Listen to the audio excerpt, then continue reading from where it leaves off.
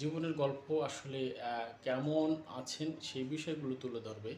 আমরা সরাসরি তার কাছে চলে যাব। তো চলুন আমরা কথা বলি তার সাথে। আসসালামু আলাইকুম। ওয়ালাইকুম আসসালাম। কেমন আছেন? জি, আলহামদুলিল্লাহ ভালো। আপনি ভালো আছেন? আছি। একেবারে বিয়ের পরের দিন যেভাবে সাজে মেয়েরা ঠিক সেভাবে সেজে আছেন। কারণটা কি? সেজে আছি কারণ এখন তো বিয়ে হয়নি। হয়তোবা দেখতে ওরকম লাগতেছে বাট এখন আমি বিবাহিত না। কিন্তু আমার কাছে দর্শক একমত হবে যে আসলে আপনার যে সাজটা বিয়ের পরে ১ সপ্তাহের ভিতরে যে সাজটা থাকে ওইরকমই লাগতেছে একেবারে বাঙালি বধূর মতন। ধন্যবাদ। কখনো কি সেজেছেন? বউ সাজিনি আর রিয়েল লাইফে কারো বউ হইনি। তবে ইচ্ছে তো আছেই। প্রত্যেকটা মেয়েরই তো ইচ্ছে কারো বউ হবো, নিজেকে সুন্দর করে সাজাবো, সে পছন্দ করবে এই। অনেকেই তো দেখছি আপনাকে বউ সাজাতে চায়।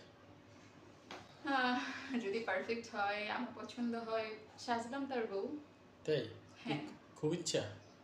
খুব না, যেহেতু আপাতত আমি স্টুডেন্ট, পড়াশোনা শেষ করি, একটা সময় তো বিয়ে হবেই। আচ্ছা, বিয়ে করবেন, সংসার করবেন, আসলে কেমন চাচ্ছেন? দেশে না দেশের বাইরে যাবেন? অবশ্যই ইচ্ছা আছে দেশের বাহিরেই। বাহিরে কেন? অফ করেন, অফ করেন। বাহিরে কেন? দেশের বাইরে কারণ বাংলাদেশে, আমার বাংলাদেশ ছোটবেলা থেকে পছন্দ না, কারণ ছোটবেলাতে আমি বাইরে ছিলাম। ছিলাম বলতে ফ্যামিলি সহ সৌদি আরব ছিলাম। তো দেখা যায় আসলে বাহির মানে বাংলাদেশের কালচার, তারপর হচ্ছে চলাফেরা আমার একদমই পছন্দ না। আমার একটু পর্দা টাইপ পছন্দ। তো ওই হিসেবেই আর কি বাইরে যাওয়া, কারণ আমি যদি সৌদি আরব যাই সেখানে তো ফুল পর্দায় থাকতে হবে আমাকে। আর আমি মনে করি এই লাইফে যেমন এই জেনারেশনে এসে যে মেয়েরা পর্দা করে বা করে না, দেখা যায় অনেকে পর্দা করেও অনেক ছেলে হ্যারাসমেন্টের শিকার হইতেছে। আর আমি মনে করি যে একটা মেয়ের সবসময় সচেতন থাকা দরকার। আর আমি যতটুকু পারি পর্দা বা বেপর্দা, বেপর্দা না আসলে, কারণ দেখা যায় অনেক কর্মস্থলে শাড়ি পরে যাওয়া লাগে, থ্রি পিস পরে যাওয়া লাগে। তো মেয়েদের একটু সেফটি বজায় রাখতে।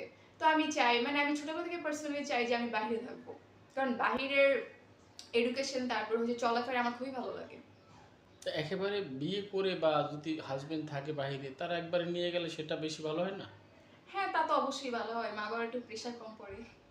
মানে টাকা পয়সা ছাড়া একদম বিনে খরচে বিয়ে নাকি? হ্যাঁ। যে কথা কেউ বলেনি।